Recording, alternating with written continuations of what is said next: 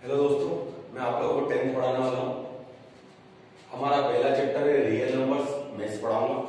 तो real numbers जो हमारा चैप्टर है, सबसे पहले एक्चुअल है क्या टेंथ बोर्ड एग्जाम। पहले उसको समझ लेते हैं कि 10th बोर्ड एग्जाम है, उसका है क्या फंडा। जो भी आपकी एनसीईआरटी है, अगर सीबीएसई आप कर रहे हो, एमपी बोर्ड से कर रहे हो, तो आपको कोई दिक्कत नहीं है कि आपके बुक्स से क्वेश्चंस आते हैं, आपके एजीटीज आ जाते हैं, क्वेश्चंस आप सोल्व करते हैं।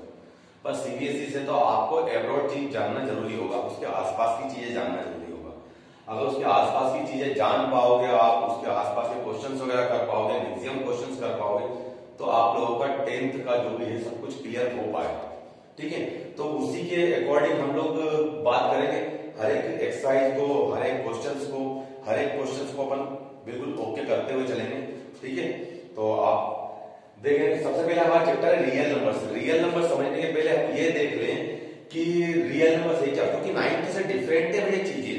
9th में आपने जो पढ़ा था, 8th से आपका पूरा कोर्स चेंज हो जाता है। 9th to 10th एक दूसरे से रिलेशन में है, एक्सरसाइज वगैरह रिलेशन में है, एक दूसरे से पूरा है। पर हो सकता है आपने 9th नहीं पढ़ी हो, तो 9th के मेरे वीडियोस डल रहे हैं, उन वीडियोस में भी आप देख सकते हो। तो आपको हर एक चीज समझ में आती चली जाएगी, एक दूसरे से जो रिलेशन टॉपिक में है, तो वो चीज आप देख लेना, तो आपको समझ में आएगा। हमारा पहला जो है 10th शुरू कर रहे हैं रियल नंबर्स। रियल नंबर्स है क्या, रियल नंबर्स, इसके अंदर सबसे पहले हम जान लें कि रियल नंबर्स है क्या, या नंबर्स होते हैं तो नंबर्स कौन कौन से होते हैं, क्या क्या नंबर्स होते हैं, ये सब चीज जानने जरूरी है। तो पहले वो सब चीज देख लेते हैं। अब वो सब चीज देखने से पहले रियल नंबर्स क्या होते हैं। रियल नंबर्स होते हैं, आपने नंबर लाइन देखी होगी, नंबर लाइन पे एक कहीं ओरिजिन होता है। इस साइड में जितने भी नंबर्स होते हैं सारे पॉजिटिव नंबर्स होते हैं, इस साइड में जितने भी नंबर्स होते हैं सारे नेगेटिव नंबर्स होते हैं। ये सारे नेगेटिव नंबर्स होते हैं, और इधर सारे कौन से होते हैं, पॉजिटिव नंबर्स होते हैं। तो ये आपके पास में जो नेगेटिव पॉजिटिव नंबर्स होते हैं, ये 0 होता है। मतलब नंबर लाइन के ऊपर जितने भी नंबर्स होते हैं, वो सारे नंबर्स क्या होते हैं, रियल नंबर्स होते हैं। All the numbers which can explain on the number line are called real numbers. ठीक है, सारे ही नंबर्स ये रियल नंबर्स रहेंगे। रियल नंबर्स है पॉजिटिव भी आ गए। अब नंबर लाइन पे कौन कौन से आपके नंबर शो कर सकते हो आप भैया जितने भी नंबर्स हो इनका हाफ भी लिख सकते हैं। जैसे 1/2 लिखा हुआ है, 3/2 लिखा हुआ है, 5/2 लिखा हुआ, ये सारे नंबर्स भी आप शो कर सकते हो। इनको आप इसी नंबर्स को आप 0.5 भी तो बोल सकते हो। ऐसे ही 9th में आप लोगों ने ये चीज शो करी थी कि कोई इरेशनल नंबर को नंबर लाइन के ऊपर शो कैसे किया जाता है। तो इसका मतलब क्या हुआ, इसका मतलब हुआ कि मेरे पास में कोई भी एक नंबर है, तो आप उसको √2, √3, मतलब अगर मेरे पास में आया तो आप √3 भी बोल सकते हो, √2 भी बोल सकते हो। मतलब कोई भी नंबर है तो उसको नंबर लाइन पे शो कर सकते हो, कोई भी इरेशनल नंबर होता है तो। ठीक है ना, पॉजिटिव होता है। सेम चीज नेगेटिव में भी आती है आपकी। 0.5 मेरा इधर नेगेटिव रहेगा, या इसको 1/2 नेगेटिव भी बोल सकता हूं कि नेगेटिव 1/2 भी रहेगा। तो ऐसे ही ये मेरे पास में कहां तक जाती है, ये इधर से इनफाइनाइट तक जाती है, और इधर इनफाइनाइट तक जाती है।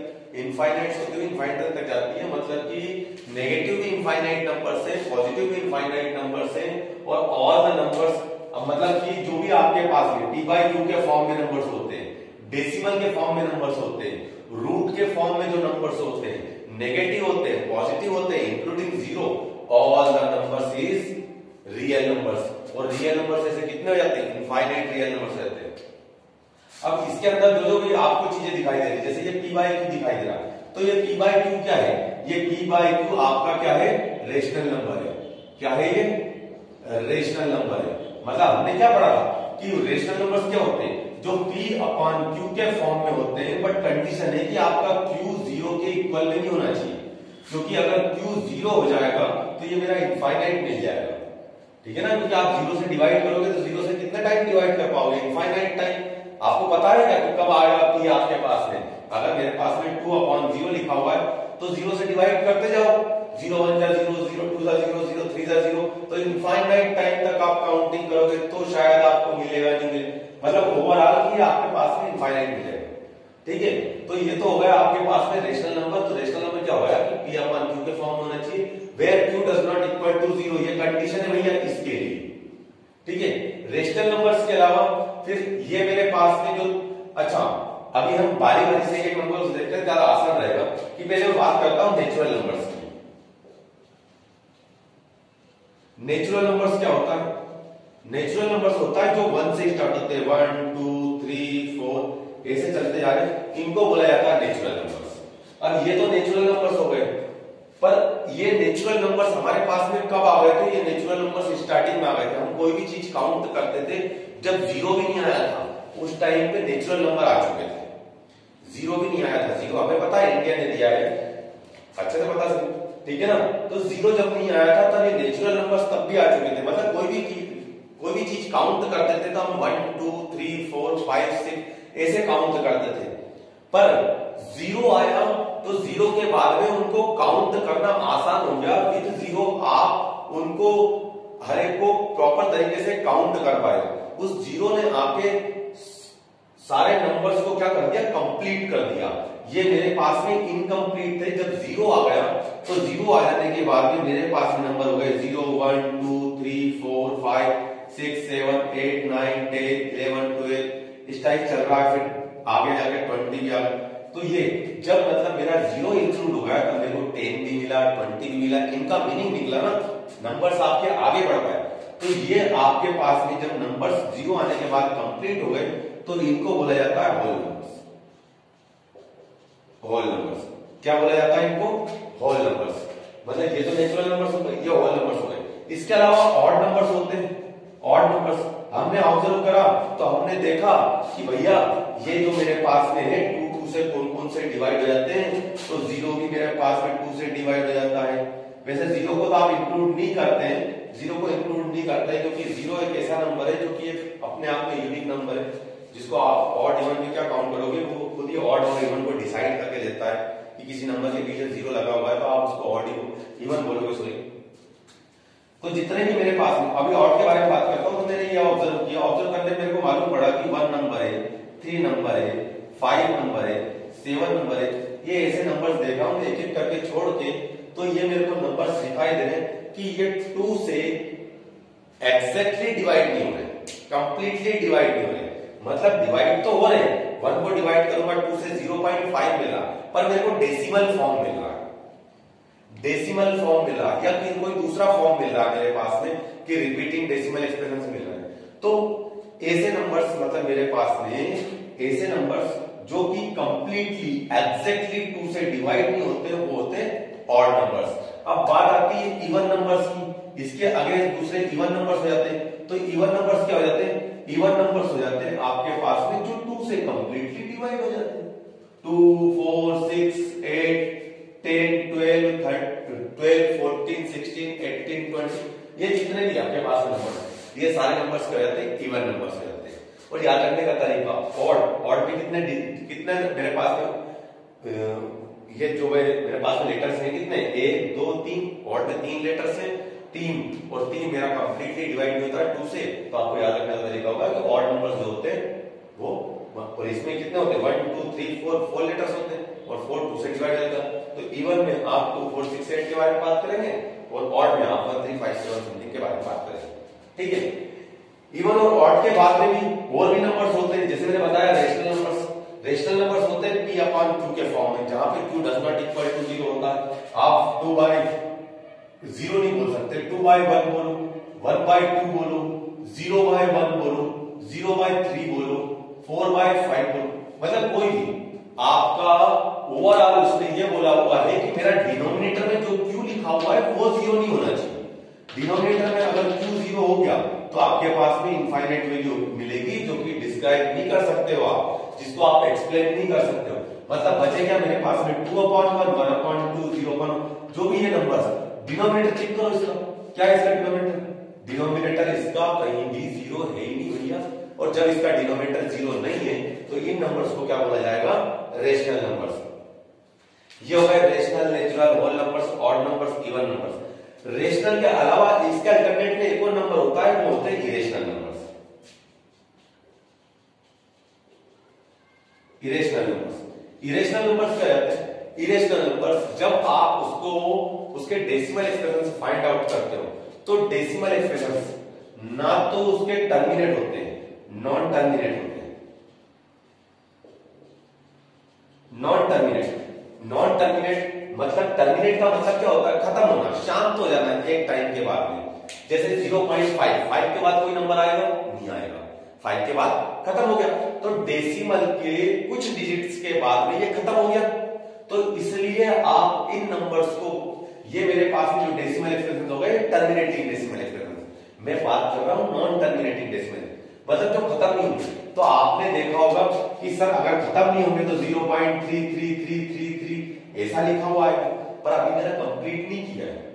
मेरे ये बोला हुआ है खत्म नहीं होते, बट नॉन टर्मिनेटिंग एंड ये रिपीट भी नहीं होते, नॉन रिपीटिंग। जो इसके अगर आप डेसिमल एक्सप्रेशन निकालोगे तो जो इसके डेसिमल एक्सप्रेशन रहेंगे वो डेसिमल एक्सप्रेशन कैसे रहेंगे?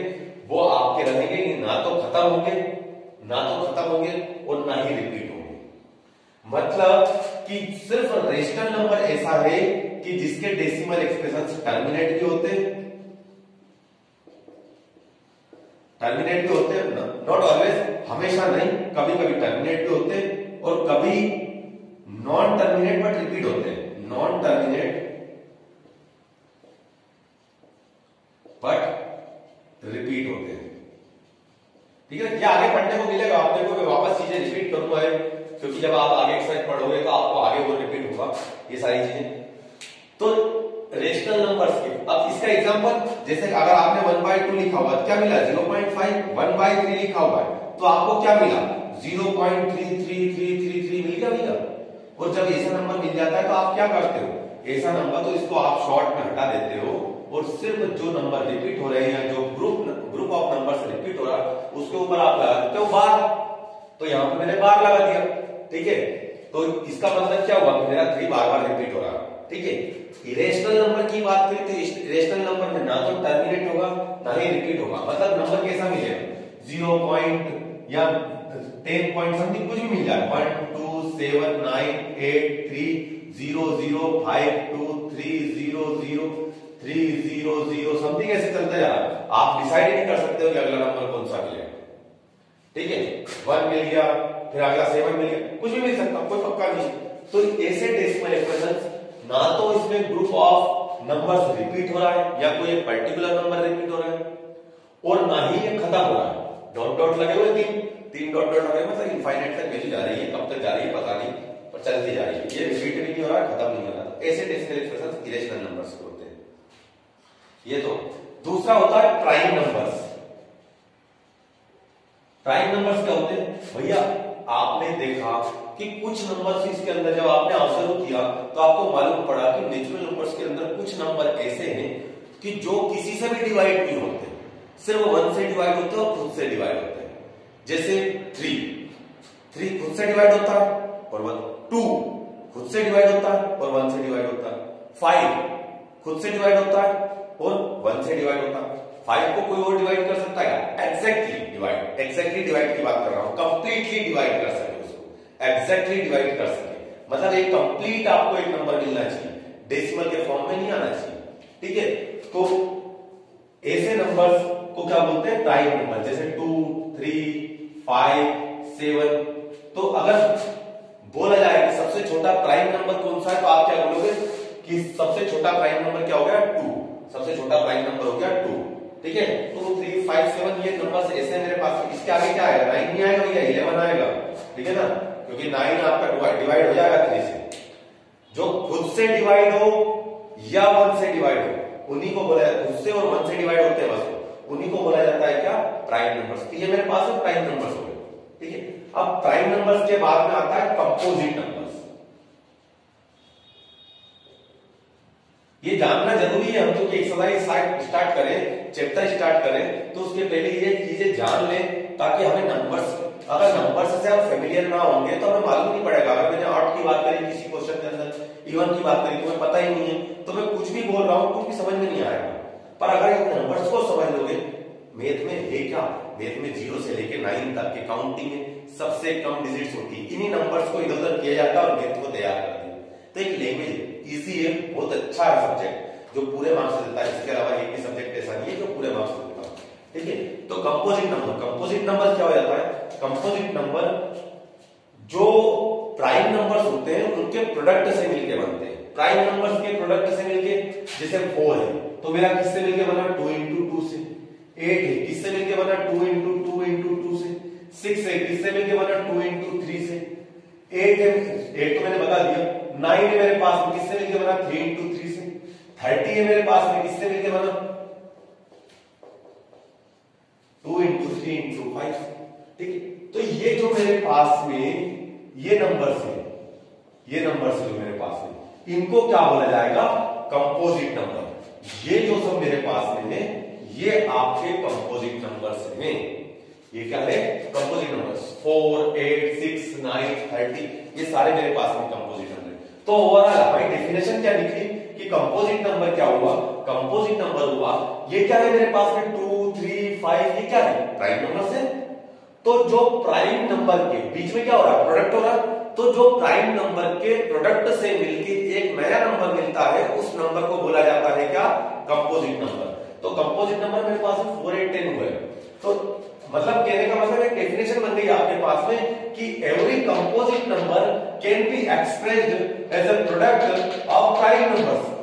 ठीक है, कि किसी भी कंपोजिट नंबर को आप प्रोडक्ट में प्राइम नंबर्स के प्रोडक्ट में आप शो कर सकते हो। ठीक है, तो कंपोजिट नंबर्स क्या हुए जितने भी आपके पास में जो भी प्राइम नंबर्स है which made by product of prime numbers, which made by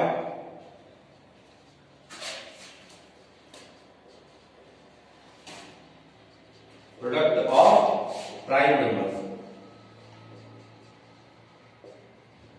ठीक है ना, जो प्राइम नंबर के प्रोडक्ट से मिलके बनेगा वो हो जाएगा कंपोजिट नंबर। ठीक है, ये हो गए आपके सारे नंबर्स हो गया, इतने नंबर्स की आपको जरूरत पड़ेगी। ठीक है, अब इसके अंदर कुछ बेसिक फंडेज वगैरह की जरूरत पड़ेगी तो वो भी हम देखेंगे। तो अगर आपको इतनी चीज समझ में आई है इसको नोट कर लो, नहीं आया तो एक बार वापस रिपीट करो। बाकी अपनी ये चीजें जैसे जैसे जरूरत पड़ेगी, जैसे जैसे इन वर्ड का यूज होगा मैं वहां पे इनको एक्सप्लेन करता जाऊंगा तो आपको मालूम पड़ता जाएगा। क्योंकि अभी तो मैंने जैसे इंटीजर होता है, इंटीजर्स क्या हो जाते हैं,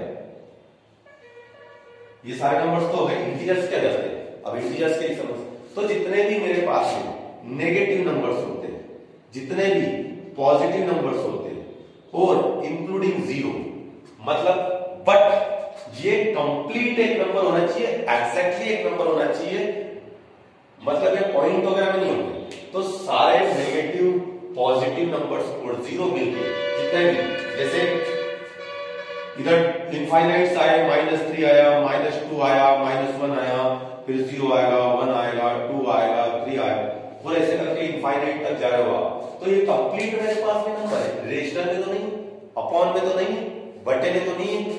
ठीक है ना, इन नंबर्स को बोला जाता है इंटीजर्स, जो नेगेटिव भी होते हैं, पॉजिटिव भी होते हैं और 0 को लेकर रखते हैं साथ में, मतलब इंक्लूडिंग 0, नेगेटिव और पॉजिटिव नंबर जो कि एग्जैक्टली एक नंबर है उनको बोला जाता है इंटीजर्स। तो जैसे जैसे इनकी और भी यूज आएंगे, इनके वर्ड्स वगैरह यूज जहां जहां पे आएंगे वहां पे एक्सप्लेन करता जाऊंगा इनको। ठीक है, पर फिर भी इसको आप नोट जरूर कर लें। तो एक बार वीडियो को पॉज कर लो और नोट कर लो इसको, ताकि अपन आगे बढ़े, है ना। तो इसको पॉज करो आप। अब देखो इसके अंदर इतना तो हमने कर लिया था। अब यहाँ पे तुम्हें 2 चीजें पढ़ने को मिलेगी इस चैप्टर्स में। मैं 1.1 के लिए बात कर रहा हूँ, तो इंट्रोडक्शन हमारा 1.1 के लिए चल रहा है। तो आप 2 चीजें देखोगे, Euclid division lemma, Euclid division lemma और Euclid division algorithm. Euclid division lemma और एल्गोरिथम है क्या, दोनों ही सेम है। दोनों के लिए यही चीज होती है, a = bq + r, और इसके लिए भी a = bq + r। दोनों के लिए सेम कंडीशन होती है कि r is greater than equal to 0 and less than b, इधर भी r is greater than equal to 0 and less than b। यही चीज होती है। अभी समझ में ये नहीं आ रहा होगा कि ये है क्या, सर ये a = bq + r लिखा हुआ है क्या, a = bq + कुछ नहीं है। यूक्लिड एक कोई बंदा था, मैथमेटिशियन, जिसने डिवीजन के बेस पे, डिवीजन को यूज करके डिवीजन का उस जो हम डिवाइड करते हैं ना, नॉर्मली जो डिवाइड करते हैं, उस चीज को बड़ा ढंग से ऑब्जर्व किया और ऑब्जर्व करने में उसने 2 चीजें ले ली, लेमा और एल्गोरिथम, तो यूक्लिड ने दिया हुआ उसी वो उसने कैसे दिया, देखो कि अगर आपके पास में कोई 9 एक नंबर होगा जिसको आप 2 से डिवाइड कर रहे हो, तो ऑब्वियसली आप 4 टाइम्स डिवाइड करो, आपको क्या मिला 8 मिला, इसके बाद आप क्या करते हो माइनस करते हो, आपको मिलता होगा। तो ये तो आपके पास में क्या हो जाता है, रिमाइंडर हो जाता है, और ये क्या हो जाता है आपके पास में क्वोशिएंट हो जाता है, ये क्वोशिएंट हो गया, ये रिमाइंडर हो गया। यहां पे यूक्लिड ने क्या किया, इसका नाम दे दिया ए और इसका नाम दे दिया बी, ये डिवाइजर हो जाता है, ये डिविडेंड हो जाता है, पर डिविडेंड को उसने ए बोला हुआ है, डिवाइजर को उसने बी बोला हुआ है। कहने का मतलब कि आप देखो कि उसने क्या बताया, a is equal to B Q plus R, A की वैल्यू क्या है चेक करो 9 इज इक्वल टू बी की वैल्यू क्या है 2, क्यू की वैल्यू क्या है 4, आर की वैल्यू क्या है 1, ठीक है ना, ये स्मॉल बना देता हूं, आर की वैल्यू क्या है 1, ठीक है। तो ये मेरे पास में क्या 2 का 4 में इंटू करूंगा और 1 ऐड करूंगा तो मेरे को 9 मिलेगा।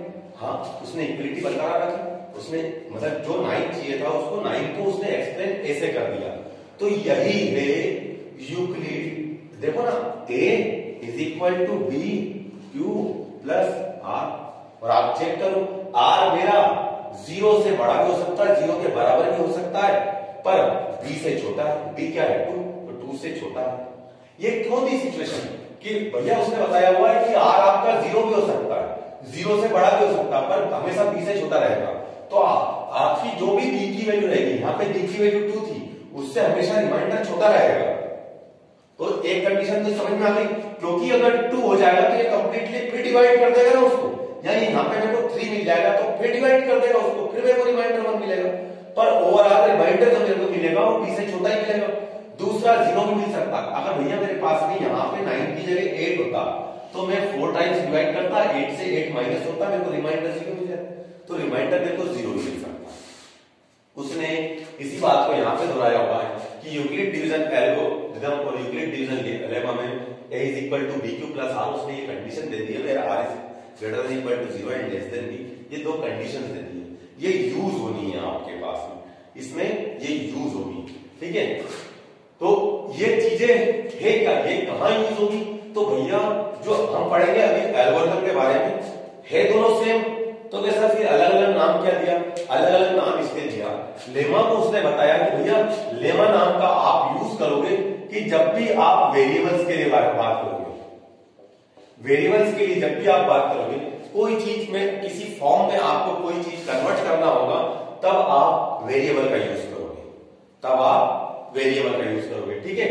और जब आपको एचसीएफ फाइंड आउट करना होगा, एचसीएफ क्या, हाईएस्ट कॉमन फैक्टर, एचसीएफ क्या है, हाईएस्ट कॉमन फैक्टर, तो जब आपको एचसीएफ फाइंड आउट करना होगा उस टाइम पे आप एल्गोरिथम बोलोगे कि by Euclid division algorithm a is equal to b q plus r where r is greater than equal to 0 and less than b, then the so and so जो भी steps वगैरह होनी है, जो भी हमारी प्रोसेस चलेगी वो, ठीक। तो इससे हमारा एचसीएफ फाइंड आउट होता है। इंपॉर्टेंट है, एक क्वेश्चन देता है वो एग्जाम में हर बार, चाहे वो एमपी बोर्ड हो, चाहे वो सीबीएसई हो, चाहे 1 नंबर का दे, चाहे 2 नंबर का दे, चाहे 3 नंबर का, वो उसके ऊपर डिपेंड करता है, पर वो एक क्वेश्चन जरूर देता है, ठीक है। क्योंकि क्वेश्चन सारा डिवाइड होता है ना, मार्किंग में डिवाइड होता है, भैया किस चैप्टर के किस एक्सरसाइज से या किस टाइप के क्वेश्चन मेरे को मोस्टली देने, तो उस हिसाब से। तो यहाँ पे तो अब वो डिवाइड कैसे करते हैं, पहले डिवाइड करने मतलब जो भी है इस फॉर्म में लिखेंगे हम, तो पहले फॉर्म में लिखना सीखते हैं, फिर हम एचसीएफ निकालना सीखेंगे, पहले हम फॉर्म में लिखना सीखते हैं। तो जैसे मैं यहाँ पे ले लेता हूं, ये उठा लीजिए बुक, तो बुक के अंदर दिया हुआ है आपके पास में कि जैसे 17 और 6 आपके पास में 2 नंबर है, 17 और 6, तो उसने बताया हुआ है कि represent these two numbers in the form Euclid division algorithm, Euclid division algorithm में इन दोनों नंबर्स को शो करो, ठीक है ना। यूक्लिड डिवीजन एल्गोरिथम में इन दोनों को आप एक्सप्लेन करो, तो कैसे करोगे, तो याद रखना कि जो भी आपका बड़ा नंबर रहे आपको उसको हमेशा ए लेना है, ठीक है। मतलब ये एचसीएफ के लिए बात होती है, ये एचसीएफ के लिए बात होती है, ठीक है। तो आप इसको वैसे ही यूज कर सकते हैं, ऐसा नहीं है कि जो बड़ा नंबर, मतलब अगर आपके पास है, चलो मैं एक और नंबर ले लेता हूं, इसके अंदर उसने एक और दिया है 5, 12, ये 2 नंबर हो गए, तो जो अभी फिलहाल के लिए जब आपको इस फॉर्म में लिखना है, किस फॉर्म में लिखना है, यूक्लिड डिवीजन एल्गोरिथम के फॉर्म में लिखना है, ठीक है ना, इसके फॉर्म में लिखना है, तब आप फर्स्ट नंबर को ए लोगे, सेकंड नंबर को बी, फर्स्ट को ए सेकंड को बी, ये लोगे। तो फर्स्ट को ए लिया, मेरे पास में यूक्लिड डिवीजन एल्गोरिथम है क्या, A is equal to B Q plus R, ठीक। तो अब इसके अंदर इस वाली को मैं सॉल्व कर रहा हूं, तो ये तो लिखा मैंने 17, ये लिखा 6। अब 6 का आपको टेबल तब तक बोलना है जब तक कि आपको 17 ना आ जाए या आप 17 के करीब ना पहुंच जाओ, 17 से ऊपर नहीं जाना, 17 से नीचे ही रहना, बस इतना। 3 कंडीशन है, एक या तो आपका 17 आ जाना चाहिए, ठीक है, उतनी बार टेबल पढ़ो, दूसरा उतनी बार टेबल पढ़ो कि 17 के करीब पहुंच जाओ, तीसरा करीब पहुंचने में आप ऐसा नहीं कि आप उससे ऊपर चले जाओ, हमेशा रहना उसके नीचे ही, 17 के नीचे। तो 6 1 जा 6, 6 2 जा 12, 6 3 जा 18, 6 3 जा 18 ज्यादा हो गया, ठीक है ना, 6 3 जा, देखो 6 1 किया, 6 1 जा 6, 6 का 2 में किया, 6 2 जा 12, 6 का 3 में किया 18, क्योंकि मेरे पास में करीब तो हूं पर 18 मेरा 17 से ज्यादा हो गया, इसलिए मैं इसको नेगलेक्ट करूंगा। बचा मेरे पास में क्या, 12। 12 कब आया था, जब मैंने 2 का इंटू किया था, तो बी में 2 का इंटू हो रहा है, तो ऐसे ही 6 में किसका इंटू होगा, 2 का इंटू हो जाएगा, प्लस 6 2 जा 12, 12 मिला, तो अब 12 को 17, 6 2 जा 12 होगा, उस 12 को 17 बनाने के लिए मेरे को कितने और नंबर्स चाहिए, तो 5 नंबर्स और चाहिए, या जो आपका आया था उसको आपने से इसमें से माइनस कर दिया, 6 2 जा 12 आया था, 17 में से 12 चला गया, कितना बचा 5। तो ये मिल गया आपके पास में क्या, एक फॉर्मेट मिल गया, एक फॉर्म मिल गया कि यूक्लिड डिवीजन एल्गोरिथम के फॉर्म में आपने 17 और 6 को एक्सप्लेन कर दिया, ठीक है। सेम एज इट इज 5 और 12 को आप कैसे एक्सप्लेन कर सकते हो, 5 और 12 को कैसा, यहाँ पे तो आपने a को छोटा नंबर ले लिया है, तो आप कैसे एक्सप्लेन करोगे, तो भैया यहाँ पे तो आपको फर्स्ट नंबर में, जब उस मेथड में उस फॉर्म में लिखने की बात करता है, तो छोटे को कोई दिक्कत नहीं, छोटा बड़ा कहीं भी दिया होगा, आपको फर्स्ट नंबर ए लो, सेकंड नंबर बी लो। आपने ए लिया तो 5 इज इक्वल टू 12 में किसका इंटू करो, तो भैया देखो कि 12 में मैं किसी का भी 1 का भी इंटू कर दूंगा तो ज्यादा आ जाएगा, और फिर इधर आप माइनस नहीं करोगे तो क्या, आपको तो प्लस ही करना है ना, सारे नंबर से पॉजिटिव लेना। तो आप क्या करोगे कि अगर मैं 5 की टेबल पढ़ूं, 12 की टेबल पढ़ूं, 12 की टेबल पढ़ूं और 0 टाइम पढ़ता हूं, 12 की क्योंकि 1 टाइम की पढ़ूंगा मैं, 12 की 1 टाइम में बोलूंगा तो मेरे को क्या मिलेगा, 12 मिलेगा, तो 12 की 0 टाइम बोली, क्या मिला 0, मतलब कि इसमें 0 का इंटू कर, प्लस अब क्या ऐड कर दूं कि मेरे को 5 मिल गया, तो 5 ऐड कर दूं, तो ये फॉर्मेट लिखा हुआ है, ठीक है। तो ये फॉर्मेट लिखने का तरीका हो गया, ये मतलब उस फॉर्म में लिखने का तरीका कि यूक्लिड डिवीजन एल्गोरिथम के फॉर्म में लिखो, तो ये उस फॉर्म में लिख लिया, ठीक है। अब मैं बात करूंगा कि एचसीएफ फाइंड आउट कैसे किया जाता है। तो एचसीएफ फाइंड आउट करने के लिए थोड़ा सा मैं मिटा लूं पहले इसको, ताकि मैं एचसीएफ बता सकूं। अब आप लोग, मैं इस मिटाने से पहले आप लोग नोट कर लिया करो, ठीक है ना, मतलब वीडियो को पॉज कर लिया और नोट कर लिया। अब मैं इसको मिटा के मैं तुम्हें बता रहा हूं एचसीएफ फाइंड आउट करना, ठीक है। तो एचसीएफ फाइंड आउट करना सीखेंगे। एचसीएफ कैसे फाइंड आउट होगा, जैसे आपके पास में 2 नंबर्स दे रखे हो, कोई भी 2 नंबर्स दे रखे हो, उनका एचसीएफ निकालना है। अब वो डायरेक्टली या तो कभी कभी 2 नंबर बोल देता है, या बोल देता है कि सबसे छोटे कंपोजिट नंबर और सबसे छोटे प्राइम नंबर का एचसीएफ फाइंड आउट करो, तो ऐसा करके बोल देता है, कुछ भी बोल सकता है, ठीक है, घुमा फिरा कर। मेरे पास में दिया हुआ है जैसे 455 एंड 42, 455 एंड 42, इसका आपको एचसीएफ फाइंड आउट, कोई भी 2 नंबर देगा, इसके थ्रू इन दोनों के लिए मैं कंडीशन सेम लिख रहा हूं, r is greater than equal to 0 and less than b, दोनों के लिए कॉमन लिख दिया मैंने, ठीक है ना।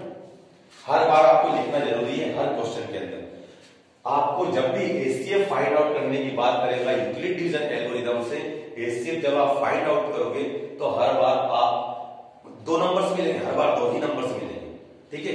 तीन नंबर से मिलते हैं तो उसकी भी मैं कंडीशन बता दूंगा कि जब तीन नंबर्स के लिए सॉल्व करोगे तो कैसे करोगे।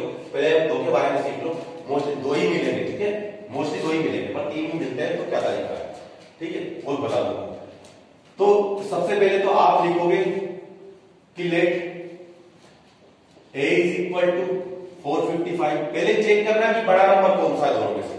एचसीएफ के लिए बड़ा नंबर कौन सा है, तब जब चेक करोगे ना तो बड़े नंबर को आपको ए लेना है।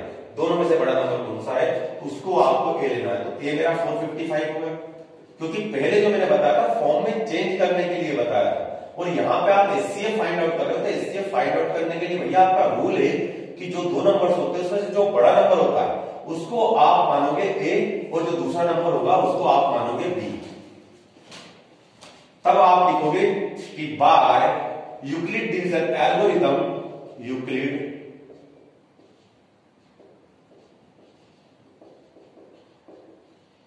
डिवीजन एल्गोरिथम,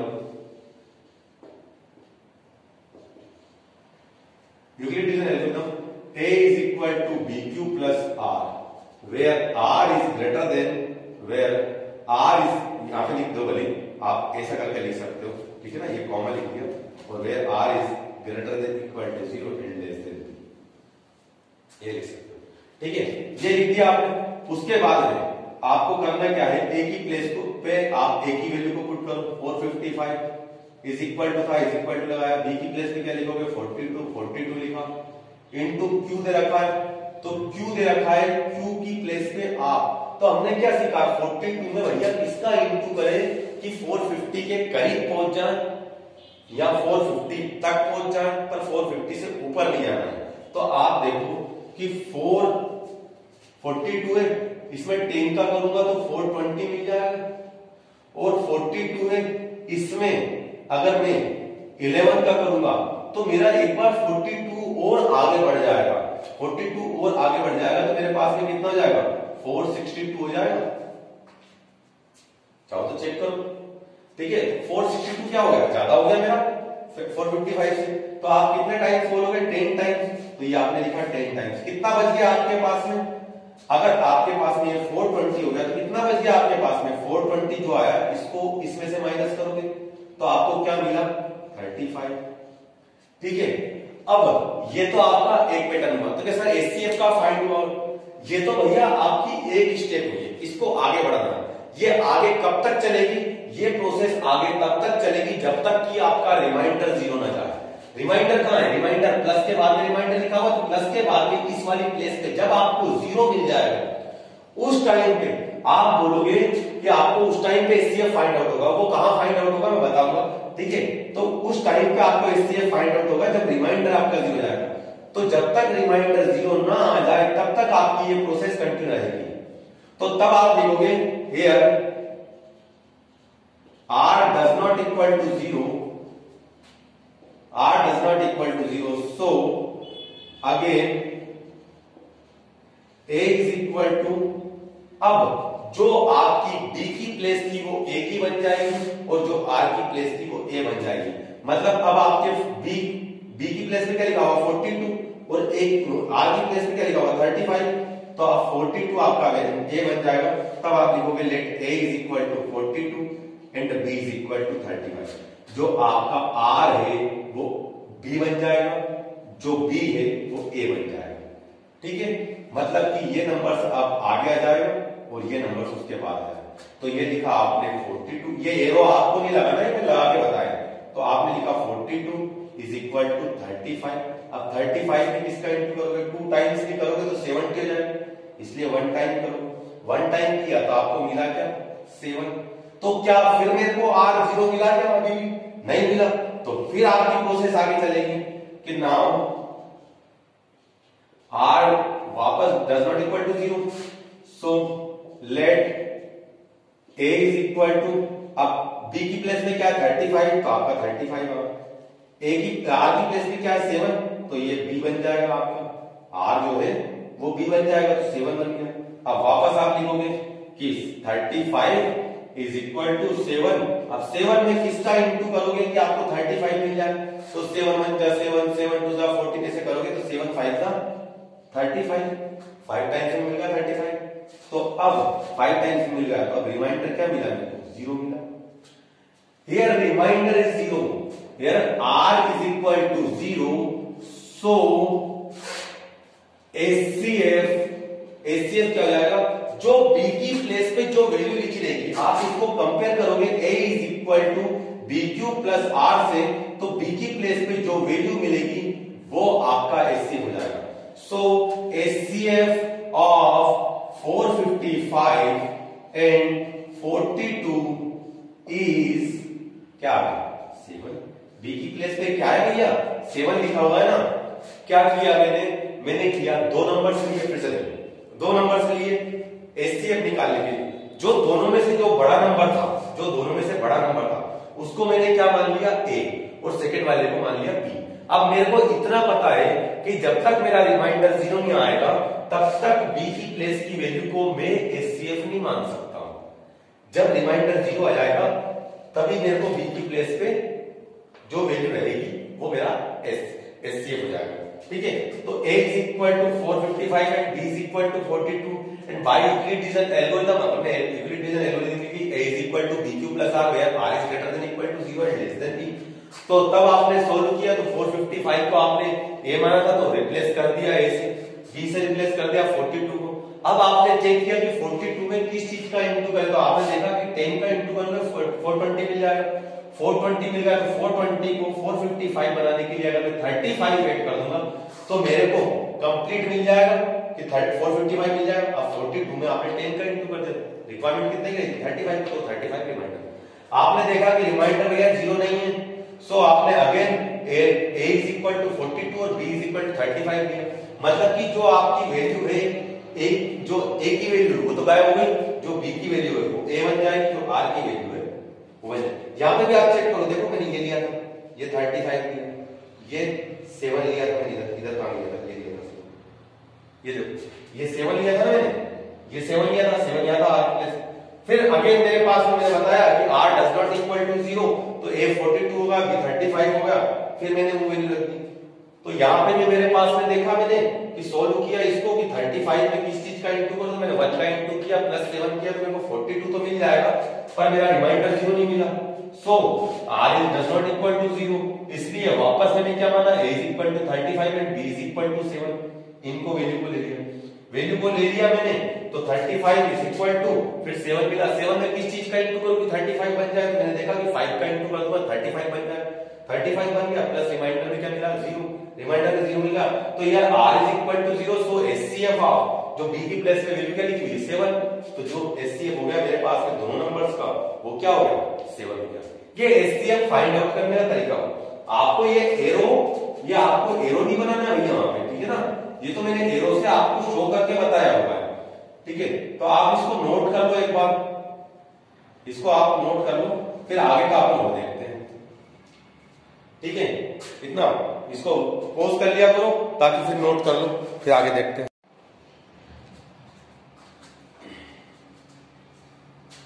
हमारा नेक्स्ट एग्जांपल 2, मैं एग्जांपल 3 के थ्रू ही एग्जांपल 2 को समझाने की कोशिश करूंगा तुम लोगों को। एग्जांपल 3 के अंदर बताया हुआ है, show that any positive odd integer is in the form of 4q plus 1, sorry 4q plus 1 and 4q plus 3। क्या बताया उसने बोला हुआ है show that any positive odd integer. तो ऑड इंटीजर्स को हमें शो करना है, किस फॉर्म में? ऑड इंटीजर्स के बारे में बात करी उसने, और वो किस फॉर्म में होते हैं? 4q plus 1 and 4q plus 3, इस फॉर्म में शो करना है। देखो मैंने ऑड और इवन इंटीजर्स के बारे में बात करी थी, तब मैंने ये बताया था कि ऑड और इवन इंटीजर्स जो होते हैं, ऑड कैसे डिसाइड होते हैं या इवन कैसे डिसाइड होते हैं। ऑड और इवन के बारे में डिसाइड करने के लिए सिर्फ एक 2 ही एक ऐसा नंबर है जो इनके बारे में डिसाइड कर सकता है कि ये ऑड है या इवन है। अगर आपके पास में 2 लिखा हुआ है, 4 लिखा हुआ है, 6 है, 10 है, 100 है, 50 है, 58 है, कोई भी नंबर है, तो ये सारे नंबर्स मेरे पास में कौन से हैं? ये सारे मेरे पास में इवन है, और 1 है, 3 है, 5 है, 11 है, 15 है, 19 है, 99 है, ये सारे मेरे पास में कौन से नंबर है? ये मेरे पास में ऑड नंबर्स हैं। हमने क्या पढ़ा था, हमने ये पढ़ा था, मैंने जब बताया था ऑड और इवन के बारे में, तब मैंने ये बताया था कि ऑड नंबर्स क्या होंगे, जो 2 से एग्जैक्टली डिवाइड नहीं होंगे वो क्या होंगे, ऑड नंबर्स, और जो एग्जैक्टली 2 से डिवाइड हो जाएंगे वो क्या होंगे, इवन नंबर्स। तो ये आपके पास में इवन नंबर्स हैं, ये ऑड नंबर्स हैं, एग्जैक्टली डिवाइड हो जाते हैं। मतलब मेरे पास में कोई रेशनल नंबर नहीं मिलता है, इनको डिवाइड करने के बाद में कोई डेसिमल एक्सप्रेशन नहीं मिलता है, मेरे पास में एग्जैक्टली एक नंबर मिलता है, जब डिवाइड करता हूं तो वो मेरे को इवन नंबर मिलता है। ठीक है, तो इनको मैं बोल सकता हूं कि ये मेरे पास में इवन नंबर्स हैं। अगर 2 के हिसाब से इनको डिसाइड करना पड़े, मतलब कि आप देखो कि इसका भी फैक्टर 2 है, इसका भी एक फैक्टर तो 2 है, 2 into 2 लिख सकता हूं, इसका भी एक फैक्टर तो 2 है, मेरे को बाकी से मतलब नहीं, 2 इसके अंदर भी है, 2 इसमें भी है, इसको भी 2 into 50 लिख सकता हूं, इसमें भी 2 है, देखो इसको 2 into 25 लिख सकता हूं, इसको 2 into 50 लिख सकता हूं, इसमें भी 2 है, इसमें देखो आप, इसमें क्या है, इसमें 2 into 5 2 है, इसमें भी मेरे पास में 2 है, मतलब कि हर एक के पास में 2 into 29 लिख सकता हूं इसको, हर एक के पास में 2 एज ए फैक्टर काम कर रहा है। यहां पे क्या आपके पास में इन किसी भी नंबर्स में 2 फैक्टर है क्या, नहीं है। आप इनमें से निकालोगे तो इनके तो इंडिविजुअल फैक्टर्स नहीं निकलेंगे, क्योंकि ये तो आपके पास में प्राइम नंबर हो गए, तो प्राइम नंबर होने के साथ साथ आपके पास में कौन से नंबर हो गए, ऑड नंबर्स में। पर ये नंबर्स मेरे पास में 3 और 5 हो गया, इसका ये 99 हो गया मेरे पास में, तो मैं इसको भी 3 हो जाएगा इसके पास में, 3 3 9, 3 3 9, 33 जाएगा, फिर 3 से कर दिया अपन ने, फिर 11, तो ये मेरे पास में इसके फैक्टर्स हो।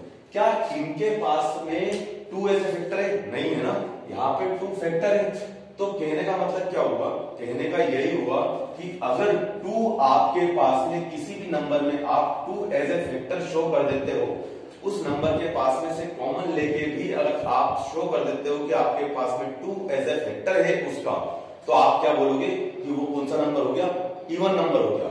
यहाँ पे मेरे पास में और 2 ही टाइप के नंबर्स होते हैं, या तो ऑड होते हैं या इवन होते हैं।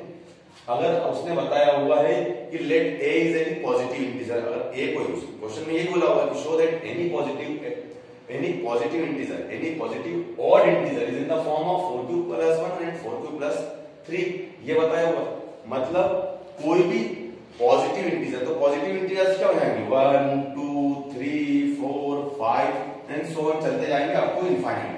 तो इनमें से जितने भी आपके पास में ऑड इंटीजर्स हैं, उनमें से उसने बताया होगा कि where q is some integer, एक लाइन साथ में शॉर्ट में देता है कि where q is some integer, मतलब उसने बताया होगा कि आप जब कुछ नंबर को लिखोगे, जो कुछ नंबर ऑड नंबर्स हैं उनको लिखोगे, तो उनको आप इस फॉर्म में लिख सकते हो, हर ऑड नंबर्स को, उन हर ऑड नंबर्स को, कुछ ऐसे नंबर्स हैं कि जिनको आप, जितने भी ऑड नंबर्स होते हैं, ओवरऑल यही याद रखो कि आपको जितने भी ऑड नंबर्स दिया हुआ है उन ऑड नंबर्स को आप इस फॉर्म में लिख सकते हो। तो 2 ही टाइप के नंबर होते हैं। अगर मैं ये डिसाइड कर दूं कि ये इवन है तो बाकी के बचे हुए ऑड हो जाएंगे, अगर मैंने बताया होगा कि ये ऑड है तो बाकी के बचे हुए इवन हो जाएंगे। और इवन और ऑड को शो करने के लिए मेरे को 2 एज ए फैक्टर शो करना पड़ेगा, ठीक है ना। तो हमने मोरली ये सीखा, हमारा मोरल ये निकल के आया कि जब भी हम ये सोल्व करेंगे तो हम 2 एज ए फैक्टर पे कंसंट्रेट करेंगे और उसके थ्रू सोल्व करने की कोशिश करेंगे।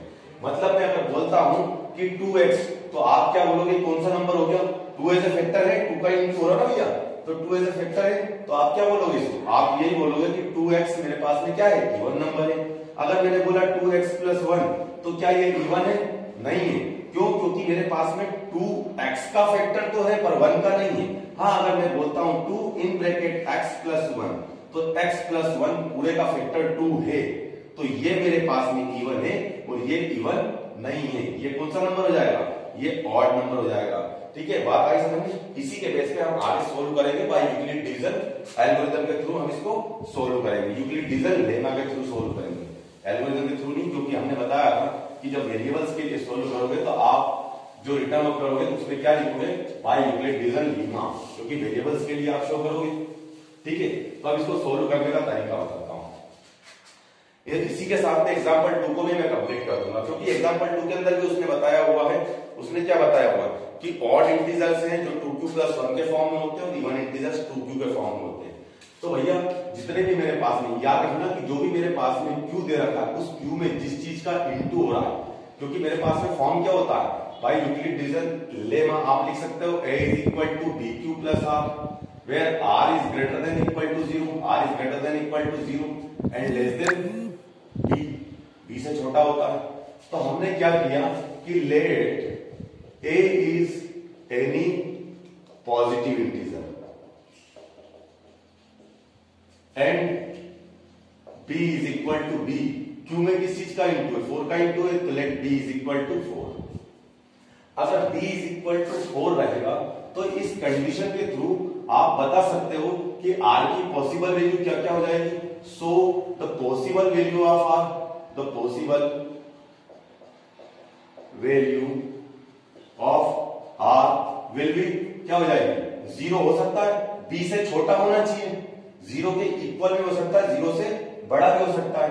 तो मेरे पास में क्या हो जाएगा, 0 से बड़ा और 0 के इक्वल में, तो 0 भी हो सकता है, 1 भी हो सकता है, 2 भी हो सकता है, 3 भी हो सकता है। पर क्या 4 रहेगा, नहीं रहेगा, क्योंकि b के इक्वल में नहीं लेना ना भैया, मेरे को b से छोटा लेना है, तो r की पॉसिबल वैल्यूज ये हो जाएगी। अब अकॉर्डिंग टू दिस आपके पास में 4 इक्वेशंस तैयार हो जाएंगी। कैसी कि बाय यूक्लिडियन लेमा आप सोल्व करोगे, तो इसके थ्रू सोल्व करोगे, then put the value of a and b in equation, Euclid division lemma. तो आप वैल्यू पुट करी, तो a वैल्यू क्या है आपके पास में, a is any positive integer, तो ये आपने a लिखा इज इक्वल टू b की प्लेस पे क्या लिखोगे, बिकॉज ऑफ 4 है तो ये 4 लिखा, q आपने एज इट इज लिखा, प्लस ये क्या हो जाएगा आपके पास में, एक बार आपने ये वैल्यू ले ली, कौन सी 0, तो ये 4q प्लस 0 हो गया। तो a इज इक्वल टू क्या मिला, 4q। क्या मैं a इज इक्वल टू इसको लिख सकता हूं 2 और इन ब्रैकेट 2q लिख सकता हूं ऐसा, हाँ भैया मैं 2 कॉमन ले लिया मैंने, तो 2 कॉमन ले लिया, मेरे पास में अंदर 2q मिला। सेम जब दूसरी इक्वेशन के बारे में बात करोगे तो ये तो एक पोर्शन हो गया, दूसरा मेरे पास में हो गया कि let a is any positive integer, positive integer था तो जरूरी थोड़ी ना कि 0 वैल्यू रहेगी, वो आप 1 भी रखोगे, 2 भी रखोगे, 3 रखोगे, 1 बाय 1 एक एक वैल्यू को रख के देखोगे। तो b की वैल्यू तो आपके पास में क्या है, 4 है, q आपका as it is, plus r की जगह पे आपने क्या रखा 1। क्या इसमें से कुछ कॉमन ले सकता हूं, नहीं ले सकता हूं। सेकंड आपके पास में है a इज इक्वल टू, अब 4q तो आपका एज इट इज, अब आपने 0 रख दिया, 1 रख दिया, नेक्स्ट वैल्यू क्या रखोगे आप, 2 रखोगे, तो ये 2 रख दिया, तो a is equal to 4q plus 2। इसमें से मैं 2 कॉमन ले सकता हूं क्योंकि 2 यहां भी है, तो 2 इसका भी फैक्टर है, तो मैंने 2 कॉमन ले लिया, क्या मिला 2q प्लस 1। ये हो गया मेरे पास में। फोर्थ इक्वेशन जो मेरी तैयार होगी तो वो कैसे तैयार हो जाएगी, a इज इक्वल टू आप लिखोगे 4q प्लस 3, क्योंकि मेरे पास में क्या बचा था, 3 बचा था ना भैया, तो 3 ले लिया मैंने, तो a is equal to 4q plus 3। अब देखो क्या आप इन सब में अगर आप चेक करोगे तो आपको दिखाई दे रहा होगा कि 2 किस किस में, 2 इसके अंदर कॉमन है, 2 इसके अंदर कॉमन है, इसमें से 2 कॉमन लिया नहीं, इसमें से 2 कॉमन आ सकता है नहीं, तो आप इनको, तो ये आपने इक्वेशन दे दिया 1, ये हो गई इक्वेशन 2, ये हो गई इक्वेशन 3 एंड ये हो गई इक्वेशन 4। आप बोलोगे कि इक्वेशन 1 एंड 3 exactly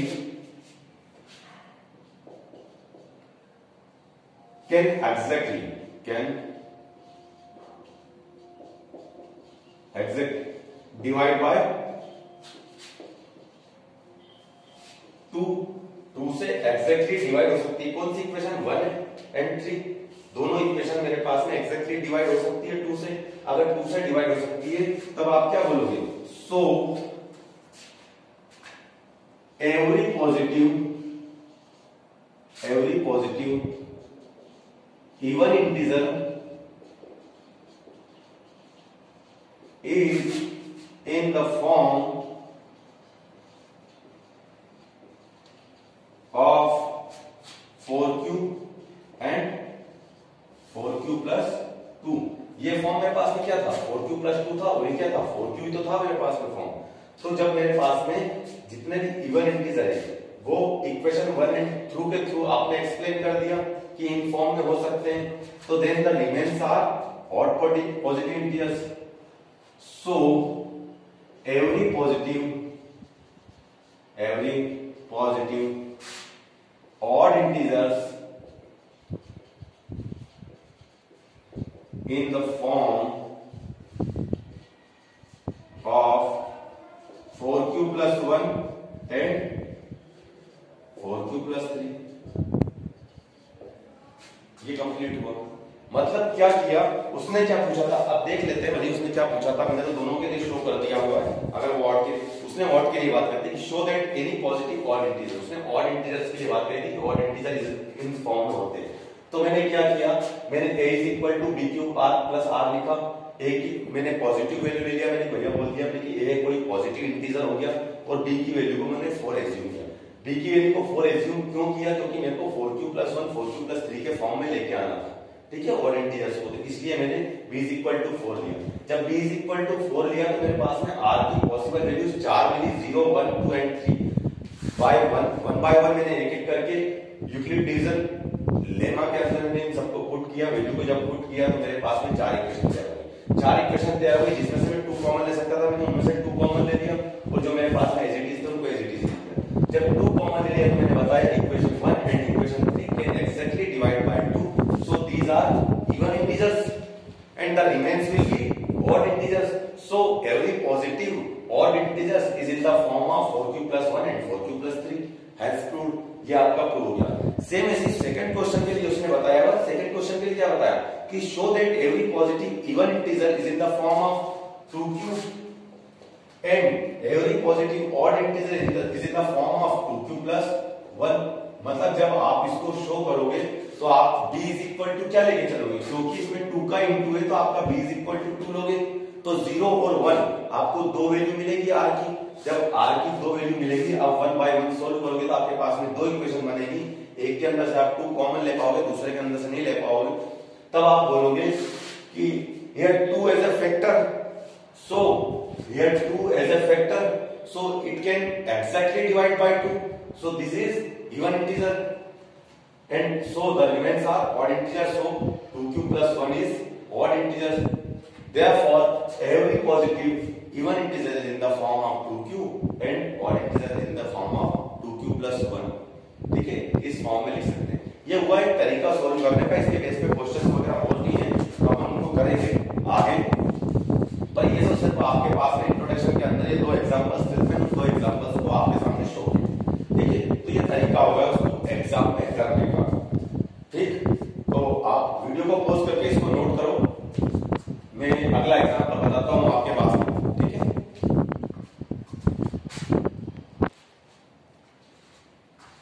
देखो अगला एग्जांपल है हमारा एग्जांपल 4।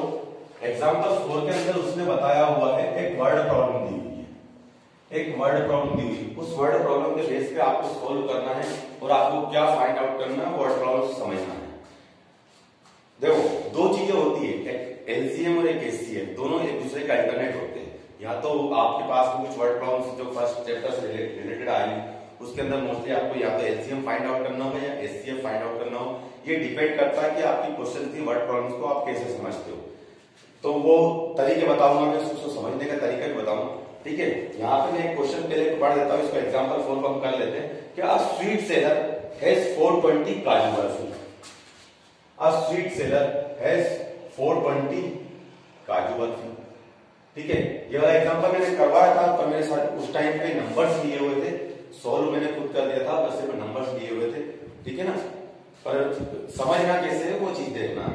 एंड 130 बादाम बर्फी, 130 बादाम बर्फी। ठीक है, तो उसने बताया हुआ है कि she wants stack them in such a way that each stack has the same number and they take up the least area of the tray. What is the number of that can be placed in each stack for the purpose. उसने बताया हुआ है कि आपके पास में ये 2 type की बर्फी है, आपको कुछ पैकेट ऐसे बनाने हैं, ऐसा एक पैकेट बनाना है कि मैक्सिमम नंबर ऑफ बर्फी एक पैकेट के अंदर आप रख सको और सेम टाइप की होनी चाहिए। जैसे कि आपके पास में अगर एक पैकेट के अंदर आपने 8 रखी है या 6 रखी है, तो ये 6 की 6 ही आपके पास में काजू बर्फी होनी चाहिए। और ऐसे करके काजू बर्फी मेरे पास में कितनी है, 420 है, तो मतलब कि वो 420 के 420 तो 420 उसके अंदर पूरी की पूरी कंज्यूम हो जानी चाहिए। ठीक है, बाकी बची कितनी 130 बादाम बर्फी, तो 130 बादाम बर्फी की भी 6 बर्फी हर पैकेट के अंदर रखाएगी। ठीक है, ऐसे करके ये भी कंप्लीट हो जाएगी। एक मैंने एग्जांपल लिया हुआ है कि 6 लिया हुआ है। ठीक है, तो ये आपके पास में एक तरीका हुआ उसको सोल्व करने का, आपको समझने का मतलब उसने क्या बताया हुआ, उसने बताया हुआ सोल्व करने का तरीका नहीं होगा, समझने का तरीका होगा। उसने क्वेश्चन में ये बताया हुआ है कि आपके पास में 420 बादाम बर्फी और 130 काजू बर्फी है, सॉरी 420 काजू बर्फी और 130 बादाम बर्फी। आपको एक पैकेट लेना है, जो आपने देखा होगा मार्केट के अंदर पैकेट मिलते हैं, आसपास से कवर होता है, उसके अंदर छोटी छोटी पीस जमा देते हैं उसके अंदर। तो आपको वो नंबर ऑफ पीस बताने हैं कि वो नंबर ऑफ पीस कितने रहेंगे कि हर पैकेट के अंदर में उतने नंबर ऑफ पीस जमा हो तो मेरी 420 काजू बर्फी भी उसको एक्सेप्ट कर ले, उस नंबर ऑफ जितने भी आप नंबर ऑफ जमा है तो उतनी हर पैकेट के अंदर होनी चाहिए। और एक वैरायटी की एक पैकेट के अंदर रहेगी, एक साथ आप दो को मिक्स नहीं कर सकते, दोनों को मिक्स नहीं कर सकते हो, ठीक है कि लास्ट में इसकी 2 बज गई, इसकी 4 बज गई, तो 4 और 2 6 हो गई, आपने एक बार उसके अंदर 6 रख दी, नहीं, या तो सेम काजू होनी चाहिए या बादाम बर्फी होनी चाहिए, पर दोनों का सेम नंबर ऑफ होना चाहिए, ये पूछा उसने। जब इस टाइप के क्वेश्चंस किए जाते हैं तो उस टाइम पे आपको ये चीज देखना है कि वो बात किस बारे में कर रहा है, आपको क्या फाइंड आउट करना है, क्योंकि आगे जब आप करोगे तो आपको एलसीएम भी फाइंड आउट करना आएगा। क्योंकि अभी ये तो क्वेश्चन है आपको सीधा सा मालूम पड़ रहा होगा, क्योंकि स्टार्टिंग का क्वेश्चन से आप एचसीएफ को फाइंड आउट करना सिखाया तो आप एचसीएफ फाइंड आउट करोगे, पर फिर भी एचसीएफ और एलसीएम कब फाइंड आउट किए जाते हैं, एचसीएफ कब फाइंड आउट किया जाता है और एलसीएम कब फाइंड आउट किया जाता है, जब वर्ड प्रॉब्लम देता है आपको, तो जब भी आपके पास में कलेक्शन की बात होती है तब आप क्या करोगे, जब भी कलेक्शन की बात करोगे तब आप एक क्या फाइंड आउट करोगे, एलसीएम फाइंड आउट करोगे, और जब भी आप डिस्ट्रीब्यूशन की बात करोगे, डिस्ट्रीब्यूशन की बात करोगे तब आप एचसीएफ फाइंड आउट करोगे, ठीक है। तो ये तो है एलसीएम और एचसीएफ के लिए एक तरीका। दूसरा हो गया कि आपके पास में उसके अंदर वर्ड्स मिलेंगे, जैसे मेरे पास में यहां में मिलेगा आपके पास, मतलब जब आप क्वेश्चंस को पढ़ोगे, एक एग्जांपल मैं आपको बताना चाहूंगा साथ में कि अगर एक एग्जांपल और पढ़ते हैं तो हमें मालूम पड़ेगा, या तो एग्जांपल नहीं आप सिर्फ यही देख लो, क्योंकि एग्जांपल जैसे जैसे आगे में वैसे बताऊंगा ज्यादा ठीक है, कि जब भी आपके पास में मैक्सिमम वर्ड उसके अंदर लिखा हुआ आता है, वैसे जब भी आपको मैक्सिमम नंबर आप फाइंड आउट करने की बात करेगा तब आप एचसीएफ फाइंड आउट करोगे, और जब भी आपको मिनिमम नंबर आप निकालने होंगे तब आप क्या फाइंड आउट करोगे, एलसीएम फाइंड आउट करोगे, ठीक है। जब भी मिनिमम की बात होगी एलसीएम फाइंड आउट करोगे, जब भी मैक्सिमम की बात होगी उसके अंदर ये वर्ड्स लिखा हुआ आएगा तब आप एचसीएफ फाइंड आउट करोगे। या डिस्ट्रीब्यूशन की बात होगी, क्योंकि क्वेश्चन तो सारा सेटिस्फाई होना चाहिए ना हर चीज से, तो इन कंडीशंस में आपको एलसीएम और एचसीएफ आपको ऐसे समझना होगा, ठीक है। अब यहाँ पे उसने क्या, किसी को मैं एग्जाम्पल बताता हूँ, उसने बताया हुआ है कि ऐसे मेरे को नंबर ऑफ बताना है कि कितनी नंबर ऑफ बर्फीज मेरे को रखनी पड़ेगी एक पैकेट के अंदर, ठीक है। तो उसने बताया कि what is the number of that can be placed in each stock, तो हर पैकेट के अंदर में कितनी कितनी रख सकता हूँ ये बताना। तो हर पैकेट के अंदर में कितनी रख सकता हूँ, तो मैं उस 420 को छोटे छोटे पार्ट में डिवाइड कर रहा हूँ ना, ये डिस्ट्रीब्यूट कर रहा हूँ, डिस्ट्रीब्यूट कर रहा हूँ उस 420 को डिस्ट्रीब्यूट कर रहा हूँ। तो 420 में से मैंने सपोज करो कि 6 रखी हुई है, तो डिस्ट्रीब्यूट कर देना, 6 का पार्ट बना दिया, तो मैं डिस्ट्रीब्यूट कर रहा हूँ, कलेक्शन तो हो नहीं रहा, 130 को भी मैं डिस्ट्रीब्यूट कर रहा हूँ, ठीक है। और या तो मैक्सिमम की बात करते हैं, ऐसी मैक्सिमम कितने नंबर ऑफ पैकेट्स बन सकते हैं, मैक्सिमम कितने नंबर ऑफ पैकेट्स बन सकते हैं, तो अगर मैक्सिमम नंबर ऑफ कितने पैकेट्स बन सकते हैं तो आप क्या फाइंड आउट करोगे, maximum number of packets find out कर रहा हूँ, ठीक है।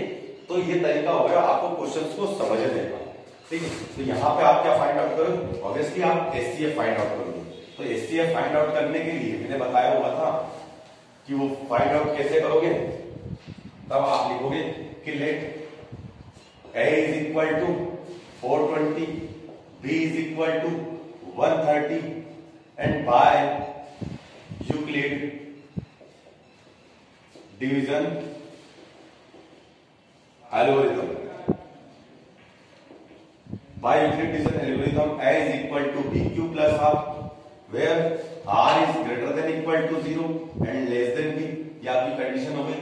आप 1 by 1 वैल्यू पुट करोगे, तो आपने ए रखा, ए कितना आपका 420 इज इक्वल टू 130, 130 में किसका इंटू करोगे आप कि 420 के करीब पहुंच जाओ या 420 को एग्जैक्टली डिवाइड कर लो, तो 130 में मैं 3 का करूंगा 390 मिलेगा, और 4 का करूंगा मैं तो मेरे को 520 मिलेगा, 520 मेरा इससे ज्यादा हो जाएगा, इसलिए मेरे को 420 से कम लेने के लिए 3 टाइम्स इंटू करना पड़ेगा। 3 टाइम्स इंटू किया तो मेरे को मिला 390। 420 में से 390 को कम कर दिया तो मेरे को कितना मिला 30।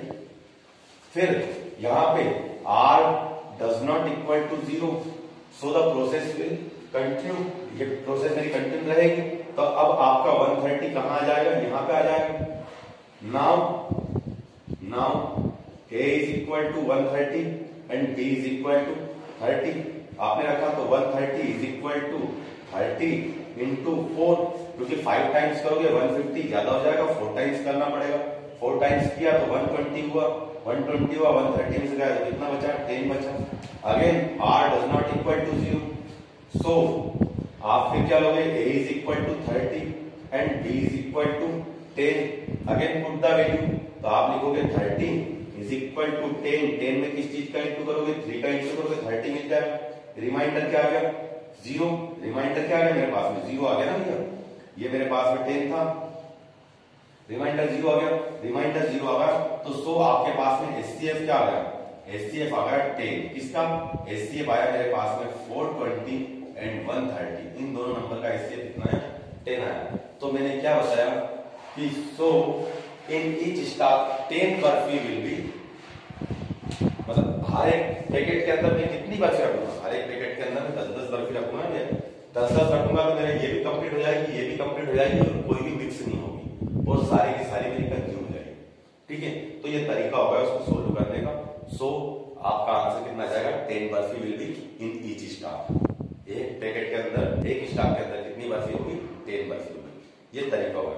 तो आप इसको वीडियो को पोस्ट कर लिया करो, जब भी मतलब कि मैं रिटर्न करता हूँ उस टाइम पे वीडियो को पोस्ट कर लिए ताकि आप लोगों के पास में नोट रहे। अब इसके बाद में हम एक्सरसाइज करते हैं, इसके बाद एक्सरसाइज पाते हैं। यहाँ तक ये आपका इंट्रोडक्शन था, ये इंट्रोडक्शन कंप्लीट हुआ 1.1 का। 1.1 का इंट्रोडक्शन कंप्लीट होने के बाद में अब कुछ क्वेश्चन वगैरह है जो मैं आपको बता देता हूँ लाइन से। ठीक है ना, कुछ उनमें वर्क भी रहेगा, ज्यादा वर्क रहेगा थोड़ा सा। यही एक चित्र है ऐसा कि जिसको स्टार्टिंग में समझने में दिक्कत आती है, पर बड़ा अच्छे से धीरे से आराम से करोगे आप और बार बार इसके कई क्वेश्चंस करेंगे तो बड़ी आसानी से समझ में आ जाएगा। ठीक है।